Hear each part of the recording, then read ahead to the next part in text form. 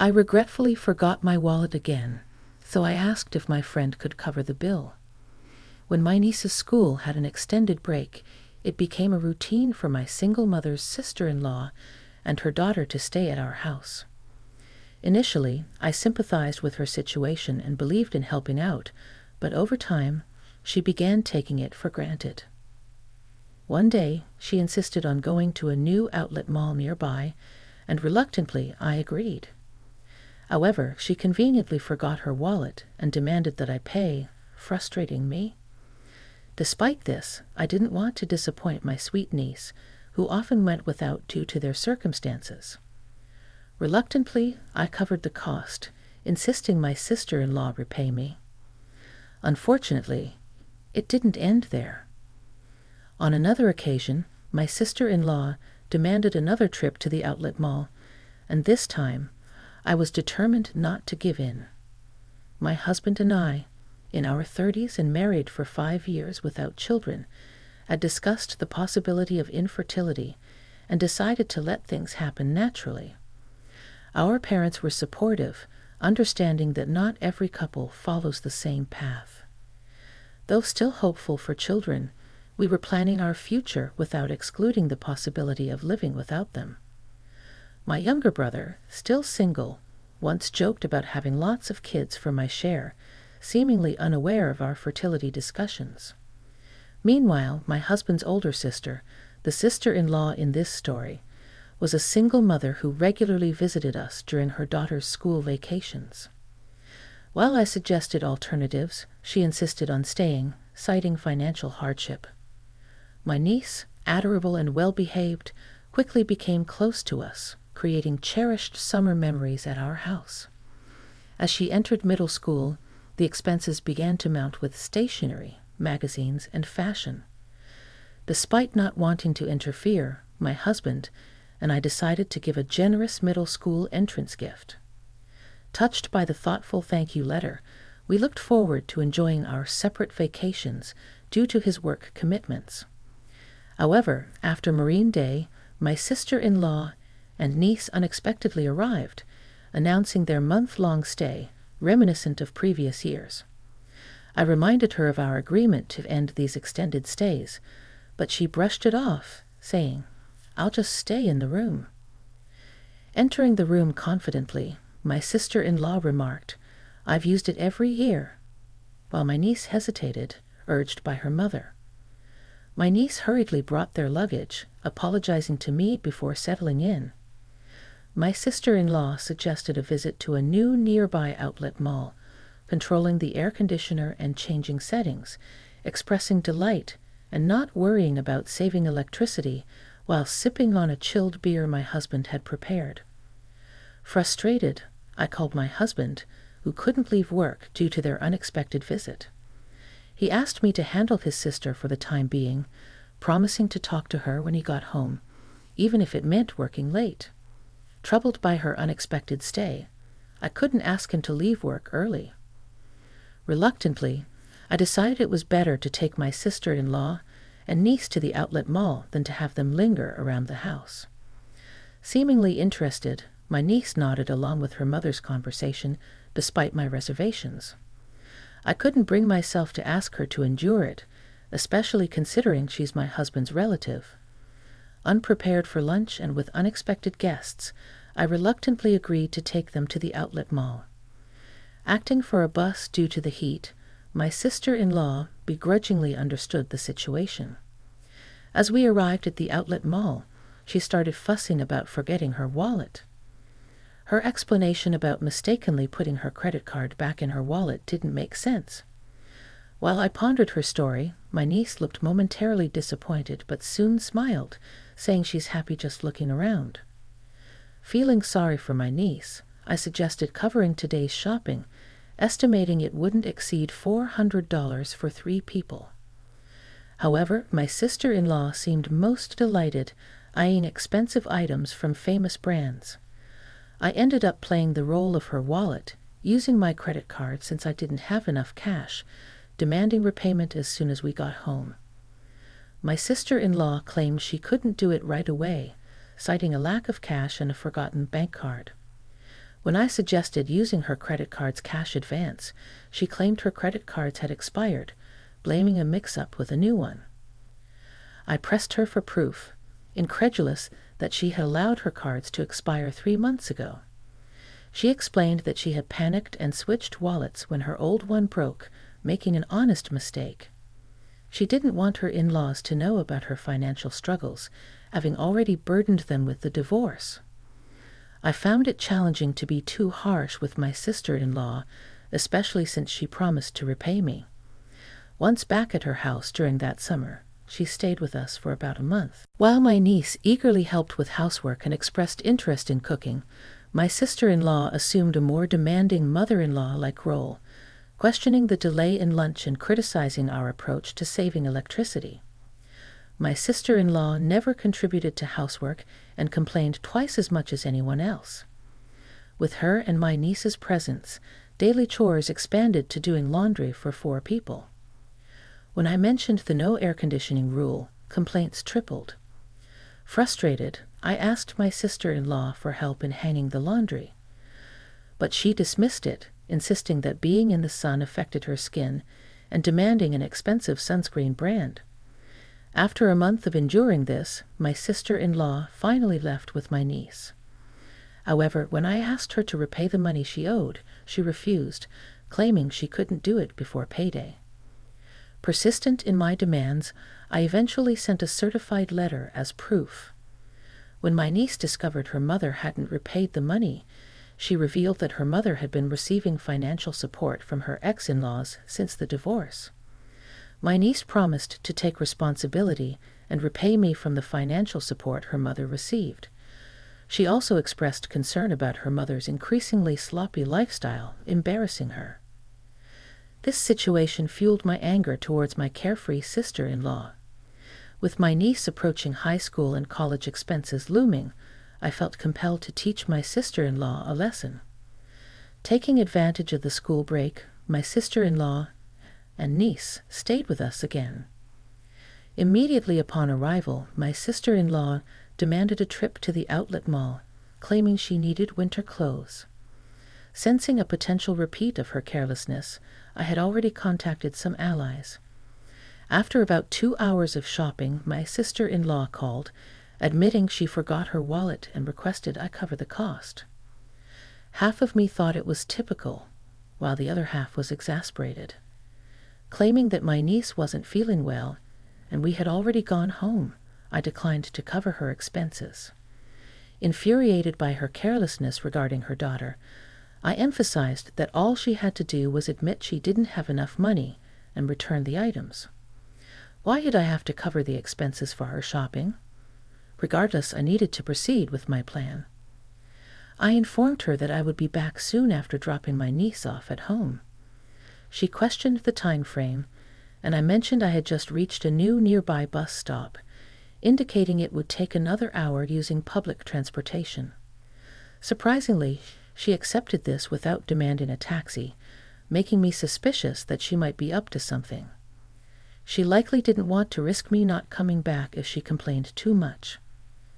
An hour later, I arrived at the designated store with my collaborators. My sister-in-law was there, arms full of clothes and bags, instructing the staff to add more items. It seemed she planned to shop even more while awaiting my return.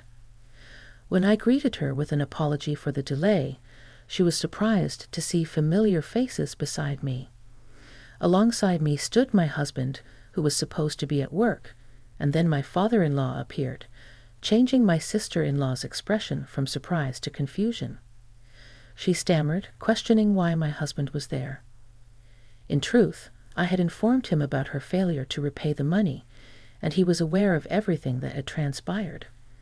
He had agreed with my plan and was actually at home on a day off, hiding in the bedroom when my sister-in-law arrived. I had followed our plan and told her he was at work, and she believed me without checking. After hearing the story from my niece, my husband agreed that we should inform his parents. We reported everything, including her extended stay and refusal to repay the money. When I explained our plan for the day to my in-laws, they were furious, saying it was outrageous. After separating from my sister-in-law at the mall, I immediately contacted them. My husband had driven ahead and waited for us. My niece and I left my sister-in-law and went to the parking lot where my husband was waiting to drive us to a hotel to meet my in-laws. They had planned to go on a short trip to a rural area, but they prioritized our situation over their trip and waited at the hotel. I felt bad that their plans were ruined, but they insisted on dealing with my sister-in-law's antics first. As planned, we left my niece with my mother-in-law at the hotel and returned to the outlet mall. When we confronted her, my sister-in-law furiously accused me of being cheeky for someone who was just a wallet to her. However, my husband and father-in-law took away all the clothes and bags she was holding. My husband retorted, "What are you doing? Don't return my clothes. They're not yours if you're not paying for them." My sister-in-law hesitated for a moment as my father-in-law returned the items to the store staff. My husband then dragged her out, and as he pulled her arm, she screamed, "It hurts. Let me go. Someone help. He's attacking me."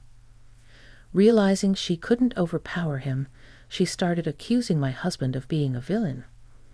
My father-in-law, who had returned from explaining to the store, pulled out something from his jacket pocket. He was, in fact, a police officer. "I just happened to witness the incident," he explained, and everyone around us stopped listening to my sister-in-law's complaints. They pushed her into my husband's car parked in the lot. After reporting her actions to my in-laws, my father-in-law immediately checked her bank account. My niece knew where the passbook was, so they checked at my sister-in-law's house while she was away. The in-laws had been providing her with a monthly stipend, believing her claim of wanting to save the divorce settlement money for my niece's future. However, the entire amount was withdrawn on the day it was deposited, leaving a zero balance. The account in my niece's name, supposed to contain the divorce settlement, was almost empty because my sister-in-law didn't receive alimony due to her fault in the divorce. She also withdrew the child support from her ex-husband immediately after it was deposited. Furthermore, she confessed to not working, despite telling her parents she was. She spent her days leisurely using the support money and child support. The divorce settlement money she claimed to save for my niece was spent on her lifestyle. When it ran out, she planned to make me buy designer goods and sell them for cash. She even boasted about how well-known Target outlet items sold. My father-in-law hung his head in shame and apologized to us. Despite feeling sorry for my father-in-law, I showed them a video as evidence. It captured my sister-in-law red-handed. Whenever she and her daughter stayed with us, my husband's and my belongings mysteriously disappeared. It was too coincidental to happen every time, and more items vanished with each visit. Without proof, I couldn't accuse her, but I kept an eye on her. After she didn't repay the money I had fronted, I couldn't watch her all the time, so I installed hidden cameras in our rooms. Multiple times during her stay, she seemed to be searching our room when I was out. Finally, she began to blatantly steal. Just before leaving, there were times when she had checked the location many times and would go straight to her destination and steal what she was looking for. With practiced skill, she knew exactly where to go, swiftly taking specific items like my jewelry and my husband's luxury watch. The cameras caught her in the act, even capturing her face as she didn't notice them. My father-in-law, a police officer, was visibly furious, saying it's shameful to have a criminal in the family. He was overwhelmed with anger and sadness. When confronted, my sister-in-law brazenly claimed she had already sold the stolen items. My father-in-law instructed us to file a police report and submit the video as evidence. However, we were hesitant about turning in our own family.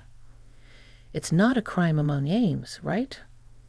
We don't count someone who exploits kindness and repays generosity with evil as family, my husband said as he started the car engine. My sister-in-law asked, "Where are you taking me?" My father-in-law answered, To the police, obviously. She screamed as if it was the end of the world, begging us for mercy. She tried to destroy my phone, claiming it would erase the evidence, but I informed her it was just a copy and the original was safe at home.